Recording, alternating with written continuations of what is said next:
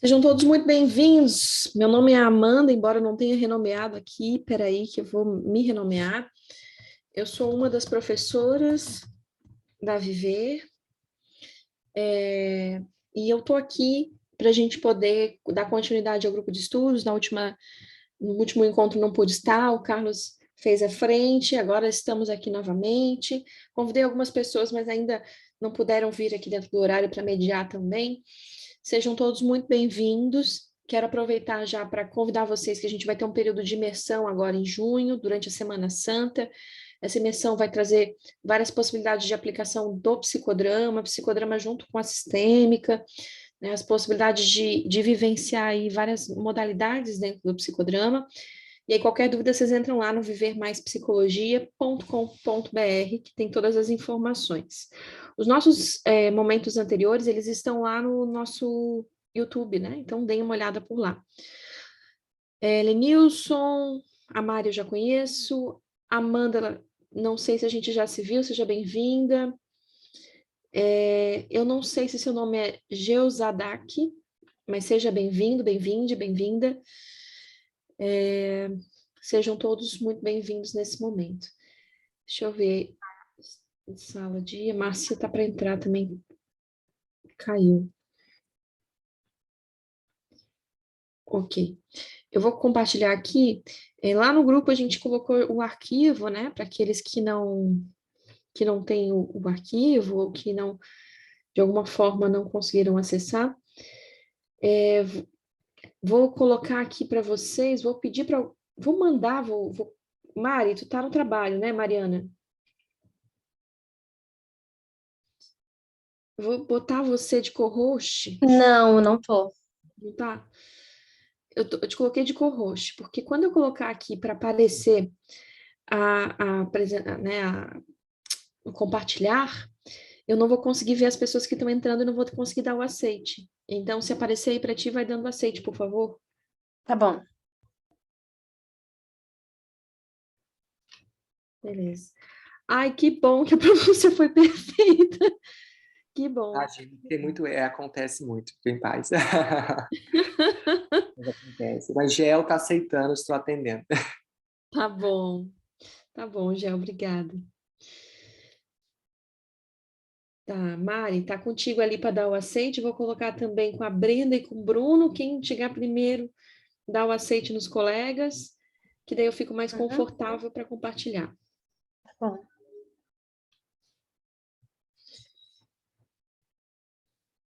Boa noite, povo. Então, assim, a gente vai continuar lá na página 58, onde nós estávamos, no segundo caso da Zerca, né? E aí ela vai dizer, ela está falando um pouco dos casos de atendimento, e aí ela vai trazer aqui um segundo caso, em que ela diz que sobre o uso de um objeto mágico e como ele pode produzir o mergulho dentro da realidade suplementar.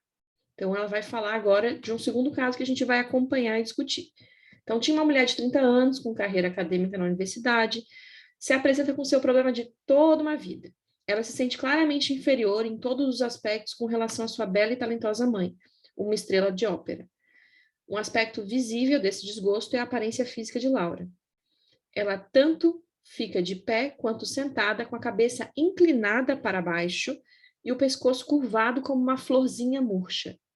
Mesmo durante o processo de entrevista comigo, essa postura não se modifica muito. Suas costas nunca estão eretas. Peço a Laura que monte uma cena com sua mãe, que nos revelará suas interações típicas com essa mulher imponente.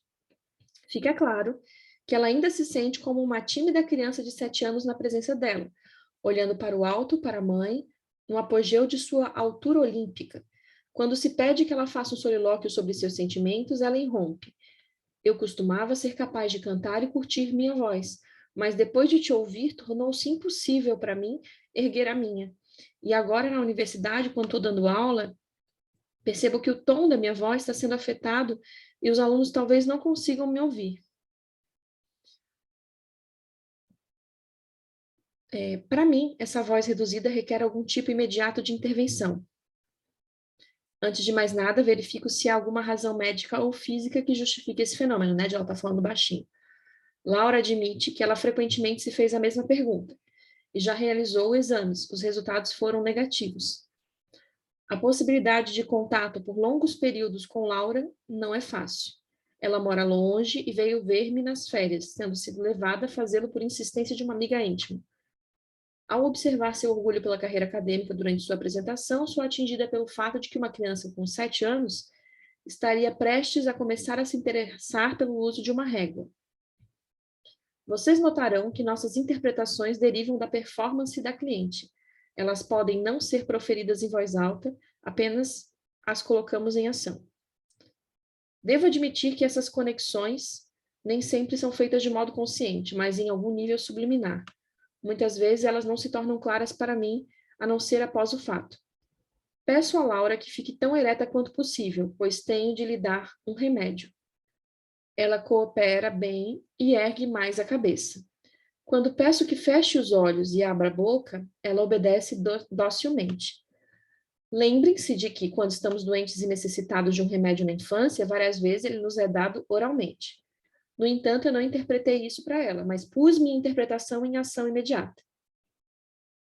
Ela tomou contato com o talento da mãe aos 7 anos e ficou profundamente impressionada ao ouvi-la cantar.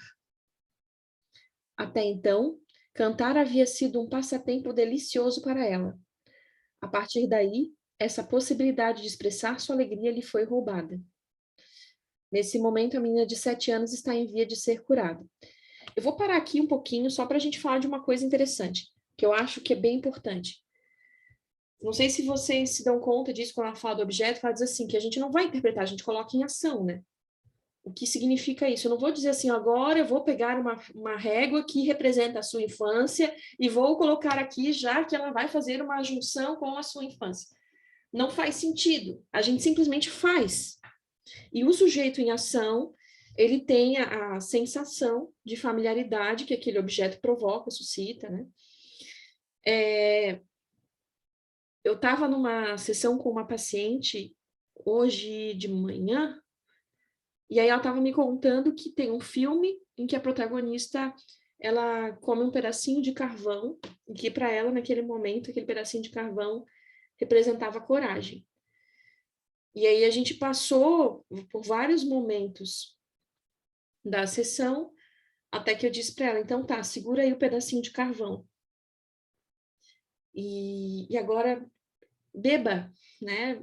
Coma, engula essa coragem.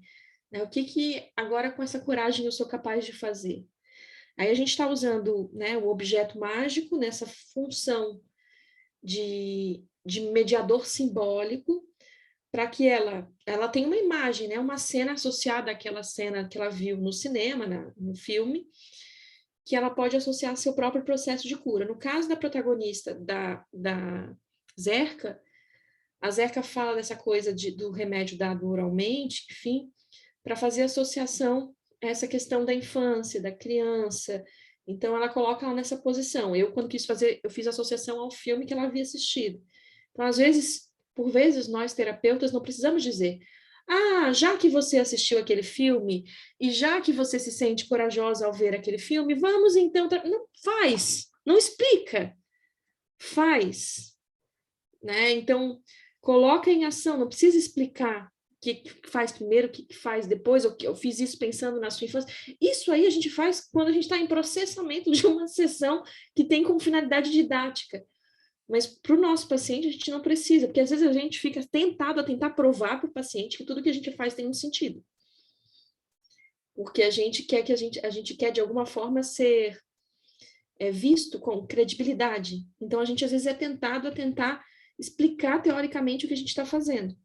Eu adoro, o pessoal que me conhece sabe, eu adoro explicações teóricas, mas para o paciente vale mais vivenciar do que explicar. A explicação para ele não está no nível, como diz o Bustos, né? Quando a gente vive uma cena, a gente precisa viver cognitivamente, emocionalmente e visceralmente. Então, a gente precisa estar nesse lugar de entrega que não passa só pela cognição. Não me adianta entender que, vamos supor que ela tivesse contado para a protagonista, olha, isso aqui me lembra a sua menina de 7 anos. Tá, e o que ela vai fazer com essa informação?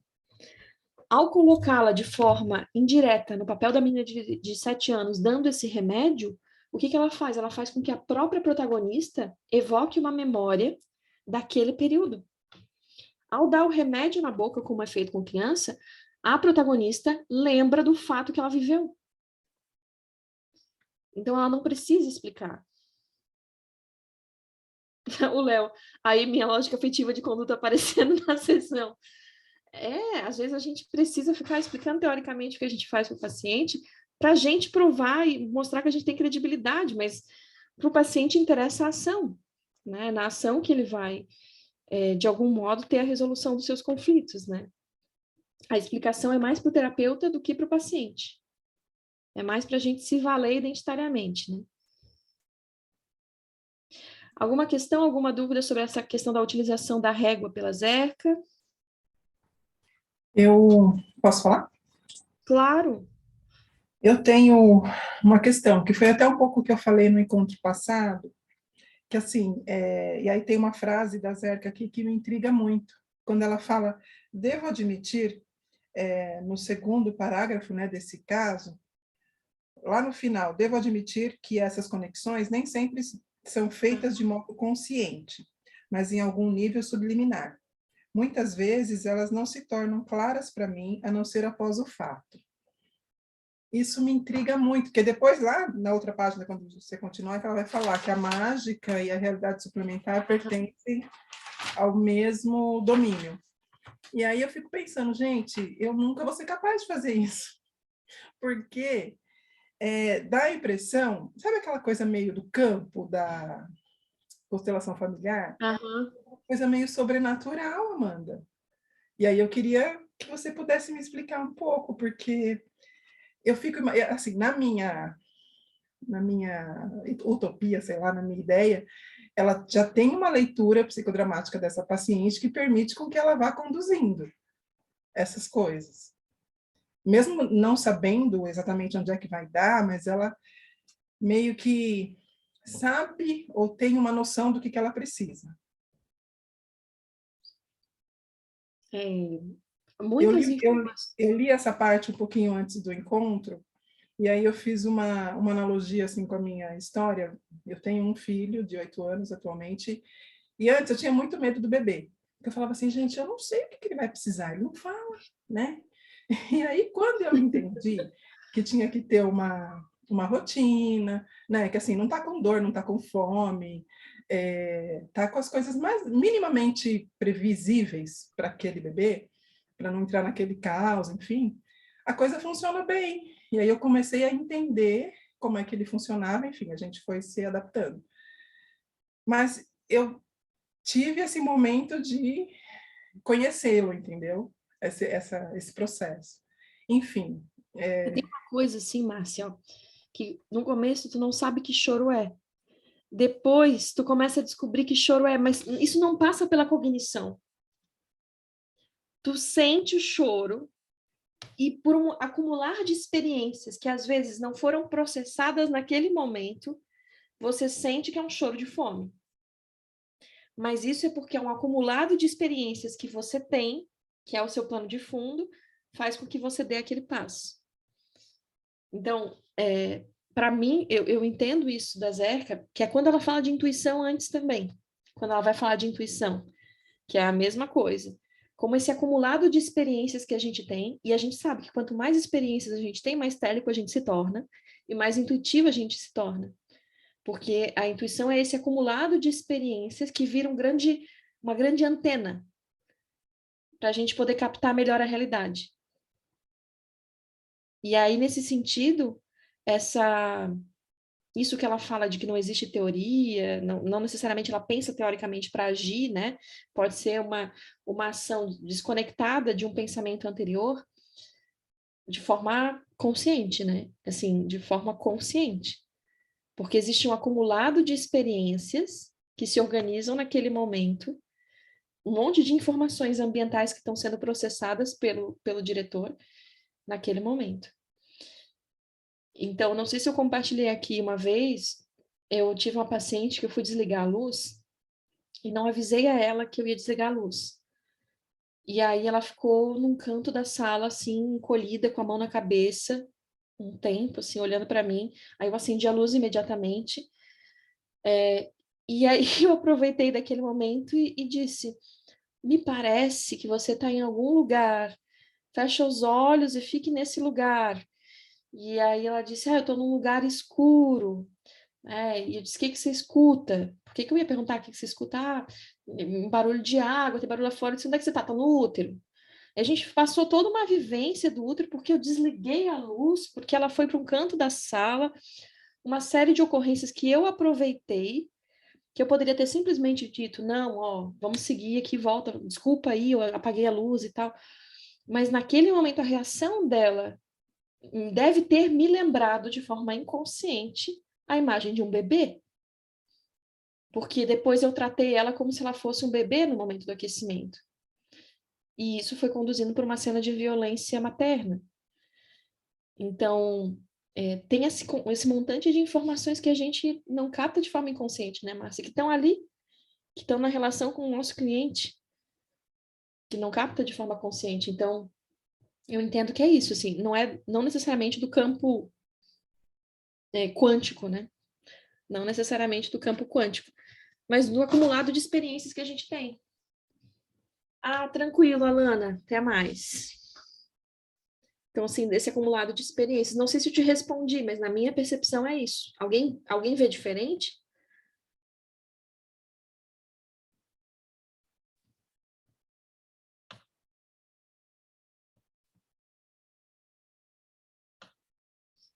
Eu brinco sempre, né? Eu sou uma pessoa espiritualista, mas isso não tem nada a ver com o assunto. Quando se trata dessa questão de olhar para o psicodrama, para mim é muito claro, assim, para mim quanto mais experiências eu tiver como ser humano na vida, maior vai ser a minha tela e maior vai ser a minha intuição. Necessariamente. E maior os papéis também, né? Que a gente desempenha. Exatamente. A Lana vai ficar um pouco até esgotar o tempo. Boa sorte aí no teu relógio. Mais alguém gostaria de fazer alguma contribuição aqui nesse espaço? Vou seguir então aqui. Então, a gente sabe que ela está nesse momento em que ela começa a perceber, ela usou a régua, mas ela não pensou muito, e como esse remédio para a menina dado oralmente, né? E aí, esse momento, ela diz que essa menina de 7 anos está em via de ser curada. E aí, continua o texto, ela dizendo o seguinte: digo a Laura que vou dar a ela uma régua mágica, macia e muito maleável, que acalma a garganta e o peito. Vai ajudá-la não apenas a ficar mais ereta, mas a abrir o peito, possibilitando que o ar seja inalado e exalado livremente. Estou alimentando uma parte do corpo que se encontra em estado de privação, seu trato vocal. Isso aqui é muito importante, né, gente? Isso aqui é muito importante. Porque aqui, nesse momento, ela está preocupada e aí a gente pensando em termos de iniciadores, assim, pensando que a gente precisa colocar esse corpo também na ação, né? A cura aqui também envolve esse corpo que não fala. Então, quando a Zerka diz que, olha, vai para a garganta, vai para o peito, ela está tentando curar essa criança que tinha sido impossibilitada de cantar livremente. E por isso era uma professora que, de alguma forma, baixava a cabeça e não conseguia falar de alto com os seus alunos. Vou continuar um pouquinho aqui. Colocando dentro dele algo calmante. Ela será capaz de emitir algo calmante. Sugiro a ela que deixe que o remédio a penetre e, quando estiver totalmente dentro dela, que o engula. Ela é boa para seguir essas sugestões. A suscetibilidade à sugestão é um aspecto profundo da personalidade de Laura, como verificamos desde a primeira cena. Depois de ela haver engolido algumas vezes, peço que acomode a cabeça lentamente numa posição confortável e sinta a força que a régua mágica conferiu a ela, inclusive possibilitando que mantenha a cabeça erguida, os ombros relaxados, o peito expandido. Ela faz como a instruímos. Quando ficar pronta, abre as pálpebras e exibe um olhar brilhante. Quando perguntamos se consegue sentir aquela força adorável, suave, flexível dentro de si, ela aquece com a cabeça. O que você quer cantar agora? Sei que você é capaz disso, talvez não da forma como a sua mãe o faz, mas do seu jeito. Isso aqui também é muito legal, né, gente? Que essa ideia de ela poder construir a própria conserva para gerar um ato espontâneo, porque até então ela estava impossibilitada, ela estava num papel conservado, porque estava atuando num papel conservado imaginário, que é o que a mãe acha que ela deveria ser como cantora, que ela de alguma forma introjetou. Aí ela diz assim, Laura pensa por um momento e diz, eu me lembro de haver tentado cantar no coral madrigal da escola, fui recusada, mas conheço vários madrigais, porque eu costumava sentar num canto e prestar atenção no coro, na expectativa de que pudesse vir a cantar um dia. Faça-o agora e deixe que nós o apreciemos junto com você. Corrigindo dessa forma, 2 eventos traumáticos de uma só vez. Então, né, a minha própria conserva versus a conserva da minha mãe, separação do meu papel versus expectativas da minha mãe, o uso do objeto mágico, como diz a Zerka, que de alguma forma também faz uma elaboração e uma cura desse corpo, né? Então, a preocupação que a Zerka tem com esse corpo na cena, porque esse corpo também precisa ser curado. Aqui a gente vê muitas coisas interessantes. Vão guardando aí. Laura ergue sua voz, que é doce e clara. Ela canta para sua própria satisfação, não mais para a satisfação da mãe, veja. É difícil transmitir as lágrimas de alegria que se seguem a sua performance, o prazer que ela nos proporcionou e a si própria. Ok, e aqui a gente já vai para uma outra questão. Peraí, deixa eu parar aqui. Voltar aqui para vocês. Cara, o que é isso, né? O que é isso? Ela usa o objeto, ela coloca esse corpo em campo, né? Ela usa de uma cena e ela vai aí para a cena procurando onde ela gostaria de estar, usando mesmo essa realidade suplementar no sentido de colocar ela na cena que foi evitada, que ela não pôde fazer por conta da mãe. Então ela vai nessa cena. E aí ela tem condições de deixar um papel conservado e imaginário e ir para um papel espontâneo e criativo. É muito legal, porque daí aqui a gente consegue perceber a importância, inclusive, da questão do corpo, né? Como é que é para vocês essa questão do corpo em cena? Como é que vocês veem isso? Da importância do corpo no processo da cura emocional, no processo de tratamento dos pacientes? Como é que é isso para vocês?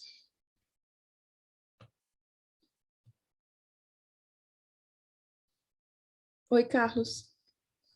Oi, como é que vocês estão? Eu estava pensando agora, te ouvindo daquele livro do Pierre Weil, O Corpo Fala, Uhum.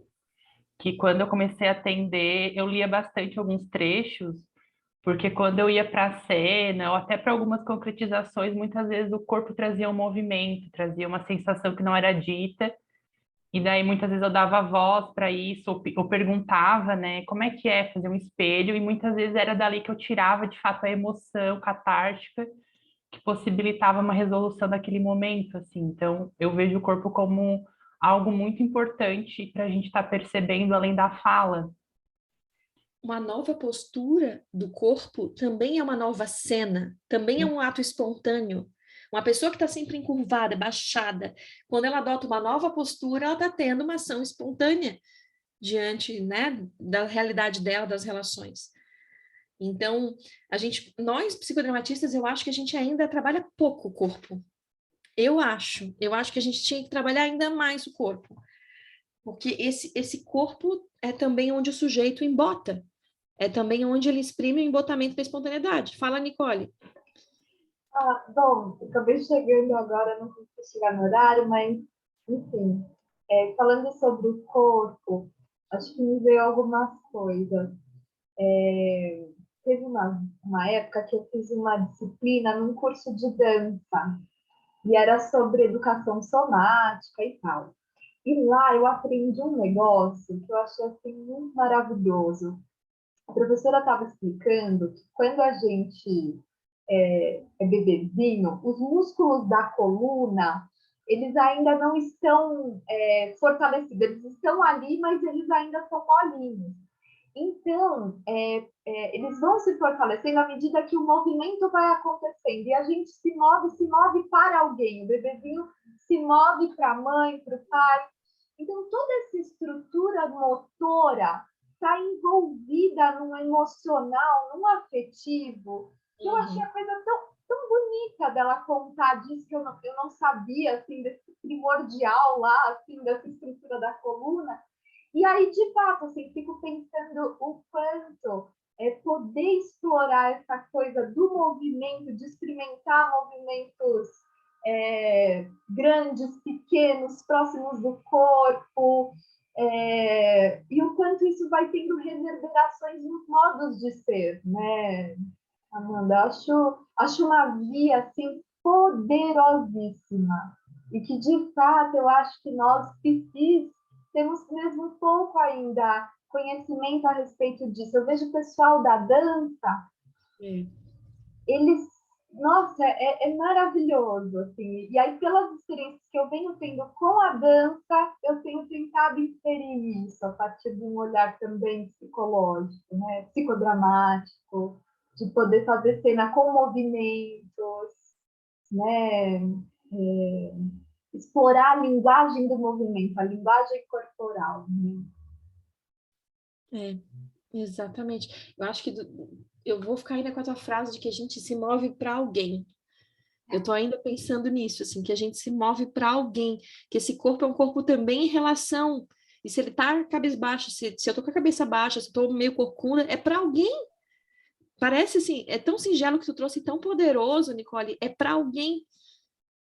Olha só, olha que, ó, e aí você vê, né? Isso nessa relação terapêutica, né? É junto ali, né? Nessa relação que pode ser tão forte, tão potente, né? E de fato, quando transforma a postura corporal, também se trabalha a postura na vida, né?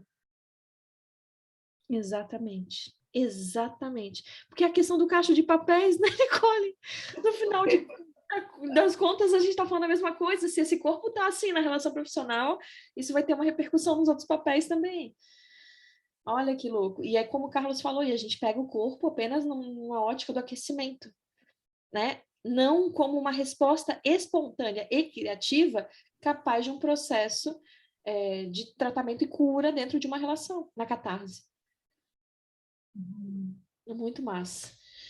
Alguém tem mais alguma contribuição sobre essa questão do corpo psicodrama? Mais alguma contribuição? Eu gostei muito do que a Nicole trouxe também, achei bem interessante as colocações dela. E eu fiquei pensando também no sentido de a gente trazer as emoções, trazer as sensações também para o corpo, porque a gente sabe que a gente demonstra muito no corpo. Então, talvez olhar um pouco mais para isso no sentido de, tá, você está visualizando isso, em que local do seu corpo você está sentindo, como é que está sendo isso, né? Como que você está visualizando isso por dentro, por fora. Então, eu acho que trazer essa dinâmica também da visualização, talvez até física mesmo, né? Eu acho que é bem interessante. Eu falo também no sentido de psicodrama interno, né? Mas, claro que o externo também não resta dúvidas que o corpo é super importante, né? Sim. Sim. Bruno tá com a mão levantada? Tô pensando também a partir daquilo que a Nicole falou ali, né? Que a gente se move para alguém, entendendo esse corpo também como um mediador de relações, de certa forma, né? Ou, enfim, a partir dos sentidos aí, de que forma que a gente vai perceber o mundo e o outro, né? Eu acho muito interessante, partindo também do ponto de perspectiva da psicologia ambiental, quando a gente vê esse corpo interagindo com objetos, assim. Tipo, quando tá conversando com, enfim, determinado assunto e a pessoa tem uma correntinha, ela começa a acariciar aquela correntinha com os dedos, ou ela começa enfim. Bom, para onde que ela tá querendo ir com esse movimento, né? Da onde que vem essa correntinha, ou enfim, que lugar é esse que esse corpo está tentando chegar, que ali se apresenta de um modo simbólico, né? De uma forma simbólica. Exatamente. Exatamente. Falar? Sim, fica à vontade. Eu não consigo ligar a câmera, tem problema? Nenhum. Tá. Uma coisa, pensando nisso que a Nicole trouxe, que o Bruno falou e tal, quando eu comecei a fazer teatro voltado a pessoas com deficiência visual e dança adaptada, umas poucas experiências que eu tive, porque eu não sou muito fã de dança, mas assim, uma coisa que eles trabalham bastante e que eu achei muito interessante, né, é a questão de movimentos livres, né, na construção das cenas ou das coreografias, enfim. E eu achei bem interessante pensar nisso também, como é claro, né, a gente tem um objetivo também quando a gente segue um roteiro de relaxamento do corpo, de alongamento do corpo, mas o quanto é potente, né, essa coisa de, eu pensando assim nos nossos aquecimentos, né, mas o quanto é potente essa coisa de movimento livre, né, eu já usei com pacientes sem deficiência também, e é muito interessante para onde o movimento livre leva no aquecimento, né, não só essa coisa de, tipo, a gente ir direcionando, agora você sente tal parte, agora você contrai, relaxa, mexe assim, alonga para cima, para baixo, enfim, mas que também é interessante, mas a coisa de deixar o corpo livre, fazer, né, deixar o ínfimo que seja, assim, esse movimento livre, ele acontecendo ou não, né, também ele demonstra muito da espontaneidade da pessoa, né? Mas também do que a pessoa está expressando, assim, né? Da voz para esses movimentos, enfim, um monte de coisas assim que eu acho que são muito potentes, assim, sabe? Para os nossos aquecimentos e que eu comecei a observar nessas experiências, assim, que utilizam muito o corpo livre na construção das cenas, na construção das coreografias, né? E o quanto às vezes eu vejo nas vivências de psicodrama, né, os aquecimentos muito estruturados assim. Uhum. É verdade, Dani. Verdade. Carlos até estava lembrando aqui do encontro com a Ana Beatriz sobre teatro espontâneo e teatro do oprimido, que também a gente falou sobre essa questão do corpo em movimento livre, né? E do quanto que a gente tem dificuldades, assim, de sair dessa estrutura, porque a gente precisa dessa conserva para sentir que a gente está seguindo as etapas, que a gente está, enfim. E é difícil mesmo co-construir com a pessoa, co-construir com esse corpo é muito difícil. Né? Poder confiar, porque, cara, se tu quer estar com tudo organizado, com todos os aquecimentos estruturados, você não está co-construindo com o grupo. Né? Não existe uma co-construção. Está tudo já planejado, vai ser desse jeito, e é desse jeito que vai seguir a estrutura, não tem co-construção. E para ter esse processo de cocriação, provavelmente, você precisa abrir mão desse controle, porque é uma criação coletiva, né? E é muito difícil para nós controladores, e aí estou falando de mim, né? Mas entendo perfeitamente. Mais alguma contribuição, gente? Vou seguir aqui, então, um pouco mais a leitura.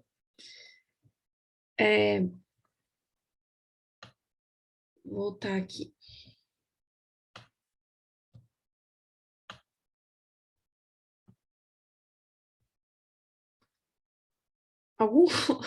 Alguém que eu mandei o co-host fez um risco vermelho aqui no negócio.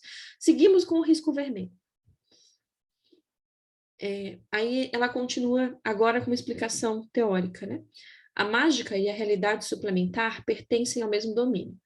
Moreno declarou que o princípio gêmeo, espontaneidade e criatividade, é a base do nosso trabalho. Usando-se os gêmeos por meio do retorno à nossa fonte primordial, em que tudo é possível, somos transportados para o domínio mágico que nos pode curar, que é o que a Márcia estava falando no início, né? Não nos devemos esquecer dessas fontes primordiais da nossa humanidade, mas confiar nelas como as crianças o fazem. Fazer reviver a criança confiante, a que existia anteriormente ao trauma, é com frequência a essência da cura. Isso nos leva de volta às brincadeiras de Moreno com as crianças nos jardins de Viena. Ele o descreve em Psicodrama, primeiro volume, como o reino das crianças, um lugar mágico que ele não desejava abandonar jamais. O retorno a essas raízes leva-nos à realidade suplementar. Acho que aqui uma coisa muito importante em relação a essa coisa do domínio mágico, né? Vem desse lugar. A gente... Estou com uma estagiária na clínica que está atendendo uma situação complicada, que envolve violência, abuso de uma criança de 8 anos.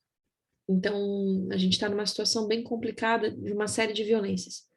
E uma das coisas que foi trabalhado num dos encontros com a criança foi porque ela via uma série de coisas ruins quando ela ia dormir, e aí eles fizeram no consultório uma poção mágica que, assim, quem atende criança sabe, né? Eu não estou mais no atendimento de criança, mas fizeram juntas uma poção mágica que ela poderia utilizar para conseguir de se libertar dessas imagens, enfim, que tinham a ver com os abusos.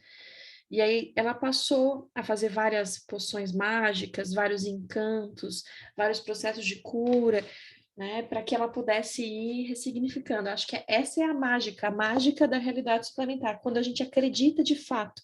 Igual teve uma cena minha como protagonista que eu refiz, e aí eu acho que tá a mágica, que eu não consigo mais lembrar dessa cena do jeito que ela era na realidade. Eu só lembro dela do jeito que eu remodelei na minha cena, do jeito que eu reorganizei no psicodrama de grupo. Eu acho que aí tá a mágica. Eu não consigo mais lembrar. Do jeito original, não tem mais. A memória não tá aqui, não acho mais. E essas pílulas mágicas que a gente inventa com o paciente, a pílula da coragem, a poção da confiança, né, a varinha mágica que todos, eu acho que muitos de nós já ofereceram para os seus pacientes, né? Ah, se você tivesse uma varinha mágica agora, você pode mudar o que você quiser, né? Ou que o Bustos costuma fazer, tá? Você tá com culpa? Então tá, me entrega a sua culpa aqui, me dá aqui na mão, me dá a tua culpa agora, dá, pronto, tá comigo agora. Como é que tá a sua vida aí sem a culpa? É a magia desse lugar, e que para existir, por isso que a Zerka fala que a gente precisa olhar como uma criança, se colocar no lugar dessa criança, que isso seria curativo. Essa criança que confia na magia, que acredita na magia, porque esse estado de confiança é que leva à ressignificação. Confiança no vínculo, confiança na mudança, porque daí leva você a admitir uma potência que naquela cena você não conseguiu admitir que, por exemplo, você tinha. Né? Esse é o mágico. Como é que vocês enxergam a mágica no psicodrama? Onde é que está a mágica para vocês? Falem para mim dessa mágica. Onde é que está? Ai, eu fico pensando assim nesse poder da ficção para produzir realidade. Isso. Então, né, quando a gente está ali e é tão verdadeiro, né? Pode ser tão verdadeiro a ponto disso que você está falando, né, Amanda? De, olha, eu já nem lembro mais como era, porque foi tão real quanto, né? Quer dizer, aquela ficção que se materializou ali, né? E vivenciada, né? Exatamente. Exatamente. Vocês aí já vivenciaram a magia no psicodrama alguma vez? Já aplicaram a magia? Como é que foi essa aplicação? Como é que vocês se sentiram? Como é que foi com o paciente? Eu tenho algumas cenas, assim, que como você, Amanda, eu não lembro como eram. Tipo, não consigo, por mais que eu faça um esforço, eu não consigo lembrar como foi a minha primeira vez contando ela. Eu lembro do final, lembro de como tá agora, assim. E eu lembro da sensação de ser algo muito poderoso e verdadeiro, assim, de ser isso, de não surgir espaço para duvidar daquilo, assim. E acho que esse lugar é muito bonito, assim, muito curativo mesmo. Eu lembrei de uma experiência na minha terapia. Eu contava um sonho. E aí era um sonho que eu fugia. Tinha uma pessoa me perseguindo. Assim, a pessoa estava correndo atrás de mim. Era essa cena. A pessoa corria e eu ia pelas escadas, até que eu chegava assim no topo do prédio, assim. E aí a minha terapeuta entrou no sonho e falou assim: Ei, pera, Nicole, é uma coisa boa. Enfim, né? Tinha uma questão minha que eu sempre acho que as pessoas, quando vão me chamar, ai, não, é uma cobrança, é alguma coisa que eu não fiz. E aí ela entrou desse jeito, foi tão surpreendente. E aí, e que realmente assim, me transformou, né? Tenho a minha tendência, mas eu me lembro sempre desse momento que ela entrou no meu sonho e produziu isso em mim, sabe? Foi muito importante.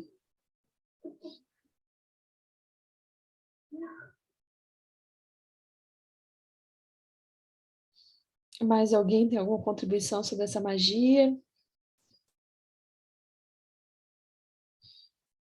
Vamos seguir mais um pouco, então, que agora tem o caso do Brian, que eu nem sei se vai dar tempo da gente finalizar. Que aí é o terceiro exemplo. Ela diz, eu uso um objeto mágico diferente no terceiro exemplo. Um rapaz, Brian, se oferece como protagonista em meio a um encontro muito grande de pessoas, exprimindo a preocupação de que aos 32 anos ainda não conseguiu encontrar a companheira de sua vida, que tanto tinha procurado. Ele admite que não se permite assumir um compromisso final, sabe que tem conexão com a sua mãe e a morte dela. Quando perguntamos que idade tinha quando ela faleceu, responde que tinha 14 anos.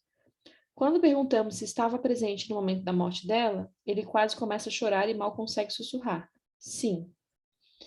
Ele então monta a cena. Ele e a mãe estão escalando uma montanha. Ambos são bons e experientes alpinistas, mas a despeito disso, a mãe perde o pé e mergulha para a morte. Brian se culpa por não ter sido capaz de salvá-la. A tensão no grupo é palpável. Fica claro que a identificação com Brian é muito profunda. Sugiro que ele diga à mãe, incorporada por um ego auxiliar escolhido, que fica deitado no chão, o que ele não pôde dizer a ela durante a sua vida e como isso o perseguiu durante todos esses anos. Ela foi uma boa mãe e ele a amava muito. Brian se ajoelha ao lado dela e fala sobre o seu terrível sofrimento e seus sentimentos de culpa e remorsos nesses últimos 18 anos.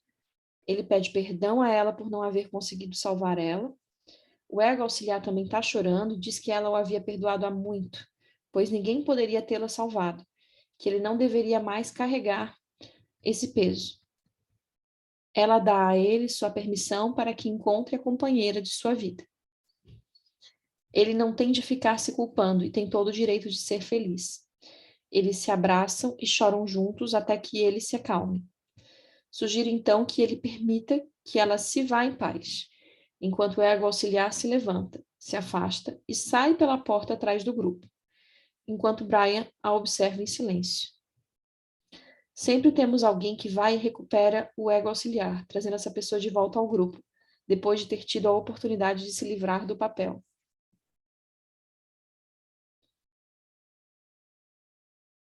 Eu acho que isso aqui, só uma ressalva, eu acho que isso aqui é interessante dessa coisa de se livrar do papel, né, dessa simbologia do ego auxiliar sair, depois voltar, deixar o papel dele ali e voltar como, né, um integrante do grupo. Acho bem importante. E a gente, claro, né, essa questão da quebra do poder simbólico que essa mãe representava, que de alguma forma deu permissão para que ele encontrasse a vida, a companheira de vida. Aí, a Zerka continua dizendo, sinto que isso ainda não foi suficiente para liberar Brian. Ele ainda se sente profundamente ligado à mãe. Digo-lhe que esses últimos 18 anos de sofrimento constituem uma corda umbilical emocional muito longa ligando à mãe. Lembrem-se de que a corda do alpinista não foi capaz de segurar a mãe. Olha que brilhante. Agora que ela e ele estão reconciliados, é preciso desenrolá-la e cortá-la. Ele pula da montanha imaginária e desce ladeira abaixo, começando a desenrolar a corda do seu umbigo. Eu o encorajo a não se apressar, a que faça uso dos 18 aprisionadores anos para se libertar. Então, quando ele para, jogo para ele um par de tesouras mágicas.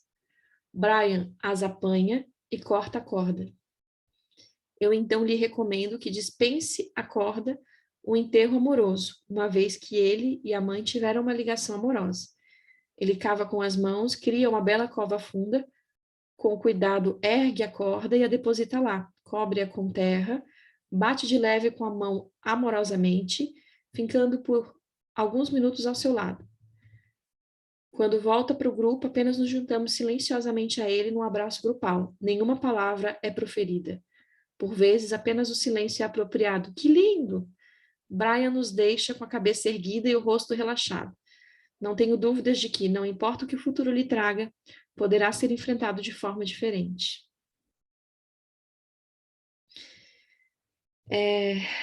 Eu vou só ler esses últimos trechos para a gente comentar, faltam só esses 2 parágrafos. Desde então, tenho usado essas tesouras mágicas algumas vezes, elas nunca falharam, para mim ou para o protagonista. rotineiramente peço ao protagonista que faça o favor de me devolvê-las, uma vez que poderão ser úteis a outras pessoas. Há muitas formas de produzir objetos mágicos quando necessário, e a técnica da realidade suplementar nos leva a novos níveis de vivência de nós mesmos no mundo. Maravilhoso, é tanta coisa maravilhosa, né? Eu acho que a gente pode começar falando da metáfora, né? E da importância do uso da metáfora no psicodrama, porque ela usou a metáfora do cordão, né, do alpinista, com a metáfora do cordão umbilical. Que coisa brilhante, que coisa maravilhosa, que coisa intensa. E como que a metáfora nos permite acessar conteúdos de forma mais breve, como a metáfora permite a gente ir profundo de uma forma mais rápida. Então, quando ela pegou essa metáfora, às vezes, talvez para chegar nessa cena, a gente tivesse que ficar desenrolando para até chegar nessa mãe. Mas como ela pegou a metáfora do alpinista, ela encurtou. Ela encurtou o caminho, nesse sentido. E acho que essa é eu sou muito fã, né, de metáforas. Eu acho até que a gente tem um artigo na Revista Brasileira de Psicodrama sobre metáforas, vinhetas e atalhos, né?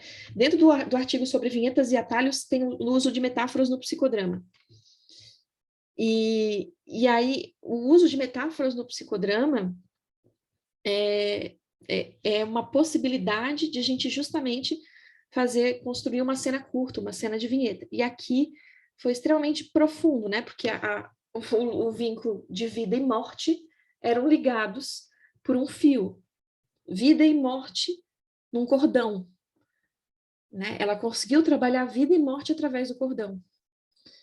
Então, isso para mim, acho que isso para mim a gente já deveria aqui parar, respirar fundo e pensar, cara, a gente tem que usar mais metáfora dentro das sessões e aproveitar as metáforas que os protagonistas trazem. Muito. Super muito, assim. E eu já fiz coisas, assim, com o protagonista, do tipo, tô no mato sem cachorro. De fato a gente ir para o mato sem cachorro, de fato a gente experimentar procurar qual é a sensação de procurar esse cachorro, como é que tá, enfim. Esse lugar que a metáfora proporciona de acesso a uma emoção que às vezes o paciente não consegue nomear. Mas quando ele faz uma metáfora, quando ele acessa a metáfora, é exatamente isso que eu sinto. E aí ela é mais certeira, né?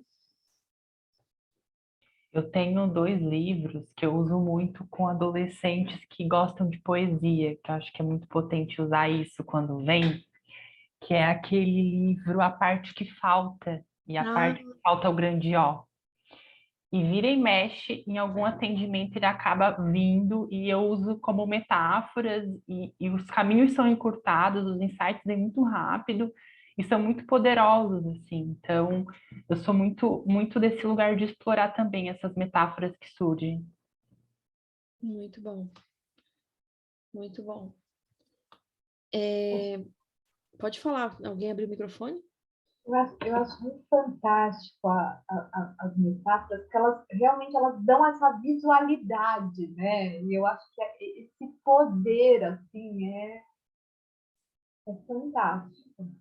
Uhum. E prova como, de fato, o psicodrama não é imagético, ele é simbólico. Porque a gente não precisa de imagem, a gente precisa de símbolos, os símbolos alcançam. É nesse sentido, acho que as metáforas alcançam muito nisso. A Dani que gosta muito de falar disso, mas estou aproveitando para citar ela aí, de que o psicodrama não é imagético, né? Ele é simbólico. Aqui, depois que fala dessa questão, deixa eu diminuir aqui. Tá.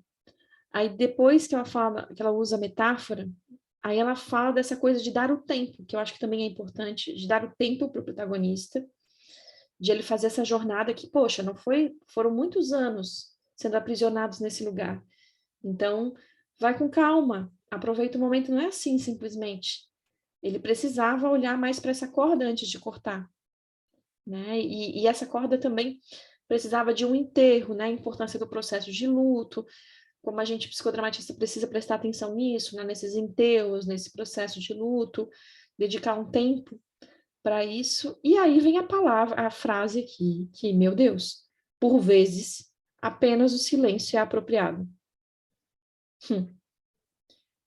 Cara, como a gente tem dificuldade de lidar com o silêncio, né? Como a gente perde, às vezes, o momento de processamento da sessão, o momento de não processamento didático, né? Mas de poder internalizar a sessão, porque a gente vai atravessando o silêncio. E o silêncio envolve uma respiração profunda. O silêncio envolve olhares, né? O silêncio envolve toque, às vezes o silêncio envolve uma cumplicidade que está sendo experimentada naquela vez, talvez a primeira vez pelo protagonista, aquela cumplicidade. Quer falar, Carlos? Eu ia falar que eu sinto que às vezes quando a gente consegue respeitar esse silêncio, a gente tem que conseguir muitas vezes, porque a gente não está acostumado, a gente fica num lugar tão íntimo com o paciente, com o grupo, enfim. É um lugar tão leve, tão fluido, tão importante. Eu adoro quando eu consigo ter a expertise de falar, não, agora é o momento de ficar quietinho aqui com essa pessoa. A Sinara até colocou, às vezes a gente fica tão ansioso que a gente atravessa o silêncio com o solilóquio. Cara, e essa não é a função. A função do solilóquio não é romper com o silêncio. Como se o silêncio não fosse permitido, né? E claro, às vezes o silêncio é um movimento de intimidade profunda entre você e o protagonista, entre o protagonista e o grupo. E a gente não aproveita aquele momento de intimidade. É muito importante a gente entender, assim, essa função. Acho que quem falou muito do silêncio aqui, quando veio aqui, foi a Luciana, né? Luciana que gosta de falar muito da função do silêncio no psicodrama. E que é a Luciana Moskov, que a gente não sabe falar o sobrenome dela. Então, Elaine, o silêncio, não no sentido da pausa dramática do cinema ou do teatro, assim, né? Mas no sentido de ser uma pausa, que às vezes nem é pausa, às vezes é continuidade da cena. O silêncio, às vezes é uma continuidade, é uma sensação de estar próximo. E aí vem a tal da Terli, né? Que nada tem que ser dito. Não é para ser nada dito. Porque o silêncio, quanto daí é um silêncio que toca profundamente, né? Um silêncio que toca. É cheio, né? É diferente. Tem vários tipos de silêncio, né? Mas tem aquele silêncio que é um silêncio, ele é cheio mesmo, né? Ele enche. Tu não sente vazio. O silêncio não é vazio, era isso que eu ia falar, mano. A gente acha que silêncio é um lugar vazio, não é? E é impressionante como é isso que a Nicole estava falando, emociona, né? Eu estava lembrando de uma situação, de uma cena que eu dirigi, que a protagonista não queria que eu falasse para o grupo o que ela tinha vivido. Foi uma das coisas mais loucas que eu já dirigi. Que eu não podia contar para o grupo que cena que era, porque ela não queria que eu contasse. Então, o que eu falava para o grupo era extremamente limitado. Parte da cena eu sabia, parte da cena o grupo sabia, e a gente foi construindo juntos, porque ela não conseguia falar inteiramente para o grupo, mas queria contar para mim. E teve um determinado momento que ela falou no meu ouvido, assim, que ela precisava, na verdade, ela precisava ser vista, ela precisava ser amada, que era uma cena de suicídio, né? Só que ela não queria falar para o grupo que era uma cena de suicídio. Ficou assim como uma cena de tristeza, de reavaliação da vida e tal. E aí, no momento, eu disse, então tá, então grupo, vamos experimentar esse momento com ela agora, todo mundo em silêncio. E aí, esse silêncio do grupo e essa partilha com ela foi assim, foi tão gigante, ela não conseguia mais parar de chorar, ela entrou assim no movimento e agradecia ao grupo em silêncio, olhando para ela, e ela agradecia. E aí eu entendi, né? Porque era uma solidão muito profunda quando ela subiu lá no terraço do prédio. Ela estava sozinha. E naquele momento tinha um monte de gente no terraço com ela. Um monte de gente. Em silêncio no terraço com ela. Ninguém dizendo, não pula, não vai. Não. Só em silêncio com ela. No terraço. Então, foi um momento para mim mesmo, como diretora, de muito... Eu reavaliei muito, sabe? A função do silêncio, para mim, foi bem importante. E vocês, como estão? Mais alguma contribuição? Mais alguma questão que queiram trazer?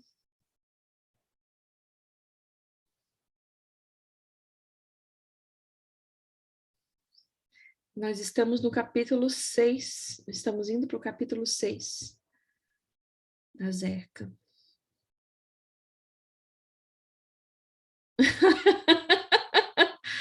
Elaine, tá bom. Vou receber esse silêncio de vocês, então. A gente continua no capítulo 6, daqui a 15 dias.